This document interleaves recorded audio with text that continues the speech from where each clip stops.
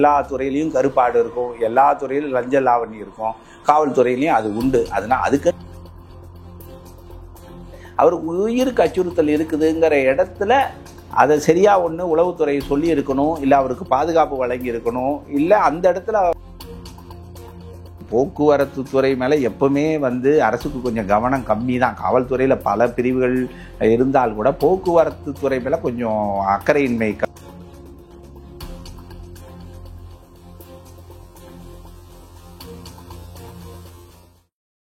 வணக்கம். Investigation report இதழ் ஆசிரியர் ஐயா முனைவர் வேல்முருகன் அவர்களிடம் ஒரு பிரத்யேக பேட்டி. ஐயா வணக்கம். வணக்கம். தமிழக சட்ட ஒழுங்கு ஏடிஜிபியாக தேவ ஆசீர்வாத் அவர்கள் மற்றும் தமிழக உளவுத்துறையில் இணை ஆணையராக ஐயா தர்மராஜன் ஐபிஎஸ் அவர்கள், சென்னை மாநகர அருண் ஐபிஎஸ் அவர்கள், மூவர் கூட்டணி பற்றி என்ன சொல்ல வரீங்க? இது ஆக்சுவலி என்னன்னா, தமிழகத்தில் உயர் காவல் அதிகாரிகளை பொதுவாக மாற்றுவதுங்கிறது இது நடைமுறைக்குள்ளே இருக்கக்கூடிய சம்பிரதாயம்தான். இதை எப்படிப்பா அந்த மூவர் கூட்டணி பற்றி நீங்கள் சொல்கிறீங்க? எல்லாருமே எப்போவுமே காவல்துறைனா ஒரு கூட்டணி தான். மூவர் கூட்டணியா நால்வர் கூட்டணியாங்கிறதெல்லாம் நமக்கு அது அவசியமற்றது, அது தேவையில்லை. ஆனால் என்னென்னா, இங்கே இப்போ ஒரு விஷயத்தை நம்ம இந்த இடத்துல நம்ம சொல்ல வேண்டிய கடமையும் கட்டாயமும் இருக்கிறது.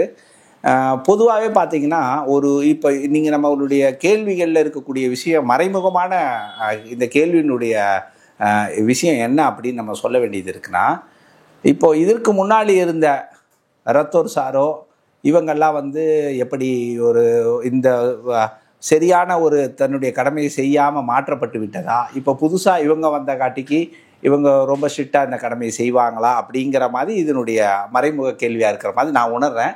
பட் அப்படியெல்லாம் ஒன்றும் கிடையாது. இது என்ன அப்படின்னா, பொதுவாக ஒரு காவல்துறை அப்படிங்கும்போது பொதுவாக ஒரு காவல்துறை எல்லா பணிகளையும் செஞ்சுட்டு இருக்காங்க. அதுவும் இல்லாமல் மேலிட காவல்துறை உயர் பதவியில் இருக்கக்கூடிய காவல்துறை அதிகாரிகளுக்கு ரொம்ப அழுத்தங்கள் இருக்கும். திடீர்னு இந்த மாதிரி ஒரு அசம்பாவிதம், இப்போ சென்னையை ஒரு குலுக்கியே இப்போ மிகப்பெரிய ஒரு அசம்பாவிதம் நடந்திருக்கு. உங்களுக்கு ஒரு அரசியல் பிரமுகரை படுகொலை செய்யப்பட்டுள்ளார் அப்படிங்கிற இந்த சந்தர்ப்பத்தில் இவர்கள் எல்லாம் மாற்றப்படுகிறார்கள். பழைய உயர் அதிகாரிகள் எல்லாம் மாற்றப்பட்டு இப்போ நீங்கள் சொன்ன இந்த அதிகாரிகள் எல்லாம் சென்னை இப்போ இவங்க தன்னுடைய பதவிக்கு வராங்க அப்படிங்கிறது. இது ஏன் இந்த மாதிரி ஒரு மாற்றப்படக்கூடிய வேண்டிய கட்டாயம் இருக்குது அப்படின்னா, இவங்களோட பழைய அதிகாரிகள் மேல் இருந்த குறைபாடுகள்னாலெல்லாம் கிடையாது.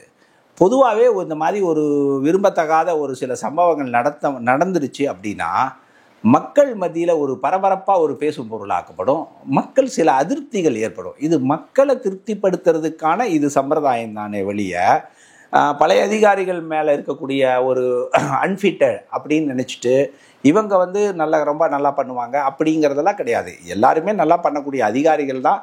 ஆனால் காவல்துறைன்னு இல்லை, எல்லா துறையிலையும் கரப்டட் இருக்கும், எல்லா துறையிலையும் கருப்பாடு இருக்கும், எல்லா துறையிலும் லஞ்ச லாவணி இருக்கும், காவல்துறையிலையும் அது உண்டு. அதனால் அதுக்குன்னு நல்ல அதிகாரிகள் நிறைய பேர் இருக்காங்க. இருந்தாலும் இப்பொழுது வந்திருக்கிற இந்த 3 அதிகாரிகளுக்கும் நம்மளுடைய வாழ்த்துக்களை நாம் தெரிவித்துக் கொள்கிறோம். சரிங்க. இப்போ ஒரு கட்சியை சார்ந்த ஒரு தலைவர்கள், கட்சி பிரமுகர்கள் உளவுத்துறை குறை சொல்வதும், காவல்துறையின் நடவடிக்கையில் சட்டம் ஒழுங்கு சரியில்லை என்பது எடுத்துரைப்பதும் இவர்கள் வாதமாக வாடிக்கையாக இருந்து கொண்டிருக்கிற நேரத்தில், உளவுத்துறை இல்லாமல் காவல்துறையா, இல்லை காவல்துறை இல்லாமல் உளவுத்துறையா? இல்லை, இப்போ காவல்துறையினுடைய ஒரு பகுதி தாங்க உளவுத்துறை. அது ஒன்றும் பிரிக்கலை. காவல்துறையில் பல பிரிவுகள் உண்டு. அதில் இருக்கக்கூடிய ஒரு பிரிவு உளவுத்துறை உங்களுக்கு. அதனால் இப்போ அதுவும் காவல்துறை தான். அதை நீங்கள் தனியாக பிரித்து பார்க்க முடியாது. பொதுவாக மக்களை பொறுத்தளவு உளவுத்துறை, கலால் அந்த மாதிரி பிரிச்செல்லாம் பார்க்க மாட்டேன். போக்குவரத்து காவல்துறைனா காவல்துறை, அதில் பல பிரிவுகளில் உளவுத்துறையும் ஒன்று உண்டு. இப்போது இது எப்படின்னா, இந்த ஒரு சம்பவங்கள் நடக்குது அப்படிங்கும்போது உளவுத்துறையினுடைய மெத்தனம் அப்படிங்கிறது சொல்கிறது. கண்டிப்பாக சில குறைபாடுகள் எல்லா இடத்துலையும் நடக்கிறது தான்.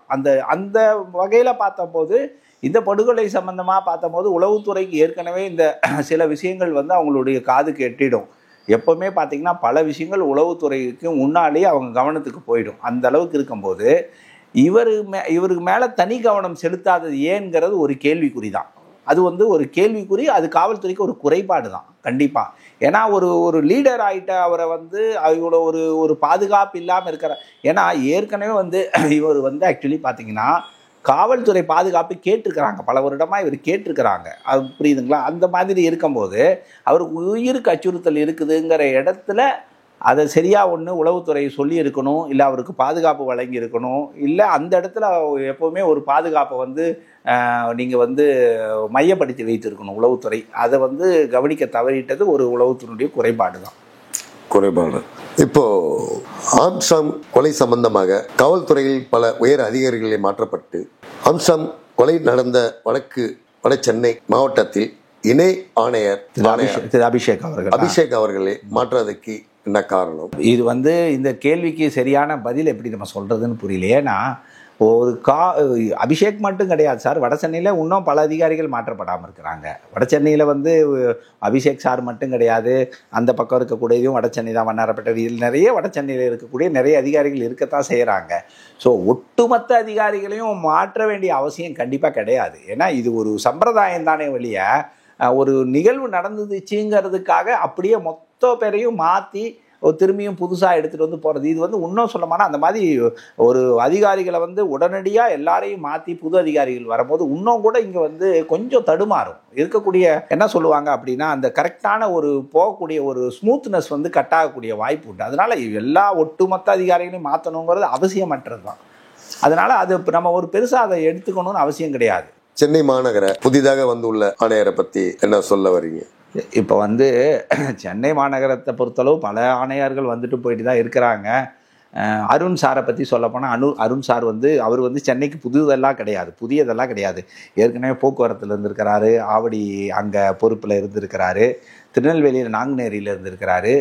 என்ன ஒரு விஷயம் அவரை பற்றி சொல்கிறது அப்படின்னா, நல்ல நேர்மையான அதிகாரிங்கிற ஒரு பெயர் எடுத்திருக்கிறாரு. ரொம்ப ஸ்ட்ரிக்ட் ஆஃபீஸர் அப்படின்னு தான் சொல்லுவாங்க. இருந்தாலும் அவர் மேலேயும் நிறைய முரண்பாடான கருத்துக்கள் பொதுவெளியில் இருக்கத்தான் செய்து அவர் வந்து பல குற்றச்சாட்டுகள் இருக்குது. பார்த்திங்கன்னா சமீபத்தில் சவுக்கு சங்கர் கைதி கூட அருண் சாரனுடைய விவகாரத்தில் வந்ததுங்கிறதுனால அவர் மேலே பல அதிருப்திகள் இருக்க தான் செய்யும். ஆனால் என்னன்னா ஒரு வகையில் நம்மளுடைய பொதுவான பார்வை பொறுத்தவரை அவர் ஒரு நேர்மையான அதிகாரிங்கிறதுல எந்த கருத்து மாற்றமும் இல்லை. எல்லாருடைய வாயிலையும் அது வந்திருக்கு. ரொம்ப ஸ்ட்ரிக்டாக இருப்பார் அப்படிங்கிறதுல வந்திருக்கு. நம்மளும் அதை தான் விரும்புகிறோம். நேர்மையாக இருக்கணும், ரொம்ப ஸ்ட்ரிக்டாக இருக்கணும். இப்போ வந்து இந்த ஒரு கொலை குற்றவாளிகளை தேடுற பணி மட்டும் கிடையாது, இங்கே ஒரு சேலஞ்சு. சென்னை வந்து இப்போ வந்து ஒரு கமிஷனர் மாற்றிருக்கிறாங்க அப்படின்னா, சென்னையில் மட்டும் கமிஷனர் மாற்றிட்டா தமிழ்நாடு ஃபுல்லாகவே ஒரு விஷயங்கள் மாறப்போகிறது கிடையாது. ஆனால் சென்னை வந்து ஒரு தலைநகரமாக இருக்கும்போது இந்த தலைநகரம் ரொம்ப சுத்தமாக இருக்கிறது, கவனமாக இருப்பாங்க. அரசியல் தலைவர்கள் வந்து ரொம்ப கவனமாக இருப்பாங்க, ஆட்சியாளர்கள். அப்போது ஒரு ஸ்பீடான ஒரு ஆஃபீஸரை வந்து இப்போ சென்னை மாநகரத்தினுடைய ஆணையாளராக வச்சுருக்காங்க. இவருடைய பணி என்ன அப்படின்னா, இப்போ இந்த கொலை குற்றத்தினுடைய குற்றவாளிகளை கண்டுபிடிக்கிறது மட்டும் துரித பணியாக இருக்கக்கூடாது. சென்னையில் நடக்கக்கூடிய மிகப்பெரிய குற்றங்கள் என்னென்ன? இந்த மாதிரி கூலிப்படை குற்றங்கள், போதை வஸ்துகள். வட சென்னையை பொறுத்தவரை போதை வஸ்துகள் நிறைய உலாவி கொண்டு இருக்கிறது. இது விபச்சாரம் வந்து ரொம்ப வேகமாக பரவிட்டு வருது, அதையும் நீங்கள் தடுக்கணும். புரியுறதுங்களா? ஸோ இந்த மாதிரி அதுக்கப்புறம் திருட்டு, செயின் பறிப்போ, வெஹிக்கிள் திருட்டு, இந்த மாதிரி உங்களுக்கு பார்த்தீங்கன்னா வாகனங்கள் திருட்டு ரெகுலராக இருக்குது. இதெல்லாம் வந்து நீங்கள் எடுத்துகிட்டு வரணும். அதுக்கப்புறம் போக்குவரத்து இடையூறு ரொம்ப அதிகமாகிடுச்சு. இது எல்லாத்தையுமே அதாவது பயங்கர சேலஞ்சு. இது அவர் எப்படி நகர்த்திட்டு போகிறாருங்கிறது தெரியல. ஆனால் ரொம்ப சேலஞ்சான ஒரு விஷயம். நமக்கு நம்பிக்கை இருக்குது, நல்லா செய்வாருங்கிறத நம்புகிறோம், பொதுமக்களும் நம்புகிறாங்க. வட சென்னையை பொறுத்த வரைக்கும் போக்குவரத்தில் வந்து காவலர்கள் பற்றாக்குறை என்பது தெளிவாக தெரியுது. ஒரு 4 சரகத்துக்கு ஒரு உதவி ஆணையர், இது மேல் ஓட்டத்துக்கு பத்திரிகை மூலியமா எடுத்து சென்றாலும் ஒரு ஆள் பற்றாக்குறையை யாரும் கண்டுகொள்வதில்லை. பப்ளிக்கு இது ரொம்ப பாதிப்பாக இருக்குது. அதை வச்சு நீங்கள் என்ன சொல்கிறது? இல்லை, இப்போது போக்குவரத்து துறை மேலே எப்பவுமே வந்து அரசுக்கு கொஞ்சம் கவனம் கம்மி தான். காவல்துறையில் பல பிரிவுகள் இருந்தால் கூட போக்குவரத்து துறை மேலே கொஞ்சம் அக்கறையின்மை தான் இருக்குது அரசு. சுதாகர் சார் இருக்கிறாரு, ஒரு நல்ல ஒரு அற்புதமான ஒரு ஆர்கனைசரு. அவர் தன்னுடைய அனுபவத்தை கொண்டு பார்த்துட்டு இருக்கிறாரு. ஆனால் பற்றாக்குறை காவலர்கள் பற்றாக்குறை போக்குவரத்து துறையில் இருக்குதுங்கிறது உண்மை. இன்னொன்று என்ன அப்படின்னா, இப்போ இருக்கிற சூழ்நிலையில் வந்து பார்த்தீங்கன்னா சிட்டி ஃபுல்லாகவே உங்களுக்கு metro, water connection, drainage, electricity, இது எல்லாமே வந்து உங்களுக்கு எங்கே போனாலும் பரவலாக வந்து உங்களுக்கு புதுப்பிக்கப்பட்டுட்டு இருக்குது. அப்படி இருக்கும்போது இது ஒரு டிராஃபிக் மிகப்பெரிய சேலஞ்ச். அதாவது போக்குவரத்து காவல்துறைக்கு மிகப்பெரிய சேலஞ்சாக இருக்குது. இந்த போக்குவரத்தை கண்ட்ரோல் பண்ணி டைவர்ட் பண்ணி ஒவ்வொரு நாளில் ஒவ்வொரு டைவர்ஷன் கொடுக்குறாங்க. ஸோ ரொம்ப சேலஞ்சான ஒரு விஷயம். இன்னும் நீங்கள் சொல்கிற மாதிரி நீங்கள் சொல்கிற மாதிரி கொஞ்சம் காவலர்களை அதிகப்படுத்தணும். கவனமாக இன்னும் திறமையாக இன்னும் நிறைய பேர் அதில் உள்ளே எடுத்துகிட்டு வரணும். காவலர்களை அதிகப்படுத்தி போக்குவரத்தை கண்ட்ரோலுக்கு எடுத்துகிட்டு வரணுங்கிறது தான் பொதுமக்களுடைய விருப்பமும் நமது விருப்பம். தமிழக மக்கள் தொகையில் வந்து ஒரு 7.25 கோடி மக்கள் தொகை இருக்குது தமிழகத்தில். 8.5 கோடி மக்கள் தொகை இருக்குது. காவலர்கள் 1,21,000 காவலர்கள் தான் இருக்காங்க. சொல்ல போனால் 3000 பேத்துக்கு ஒரு காவலர் தான் இருக்கிறாங்க. சட்ட ஒழுங்குல காவலர்களை அதிகப்படுத்தாதது ஏன்? தமிழகத்தில் வந்து காவலர்கள் பற்றாக்குறை இருக்கிறது உண்மைதான். இதை நம்ம ஏற்கனவே ஒரு பதிவில் போட்டிருக்கோம். நம்ம இப்படியும் யோசிக்கலாம். ஏன்னா வந்து குற்றங்கள் வந்து அதிகமாக பெருக தான் காவலர்கள் அதிகரிக்க வேண்டிய சூழ்நிலை இருக்குது. நம்ம யோசித்து பேசுவோமே, குற்றங்கள் குறையட்டும், காவலர்கள் கம்மியாக இருந்தால் கூட சந்தோஷம் தானே. குற்றங்கள் குறைஞ்சா காவலர்கள் அதிகரிக்க வேண்டிய அவசியம் கிடையாது. நம்ம நெகட்டிவாக யோசிக்காமல் பாசிட்டிவாக யோசிப்போம். குற்றங்கள் குறைக்கிறதுக்கான முயற்சி காவல்துறை பண்ணனா இருக்கக்கூடிய காவலர்களே போதுமானது. ஆனால் குற்றங்கள் அதிகரிக்கும் போது கண்டிப்பாக காவலர்கள் பற்றாக்குறைங்கிறது உண்மைதான். அதை நிரப்ப வேண்டிய சூழ்நிலை இருக்குது. இன்னொன்று என்னென்னா, பணியிடங்கள் காலி நிறைய இருக்குது. அந்த பணியிடங்கள் எல்லாம் காவல்துறை துரிதமாக வந்து தமிழக அரசு வந்து நிரப்பினா இந்த சிக்கலான விஷயங்கள்லேருந்து காவல்துறை கொஞ்சம் விடுபட்டு. தங்களது நேரத்தை ஒதுக்கி பிரத்யேக பேட்டி கொடுத்ததுக்கு நன்றி. வணக்கம்.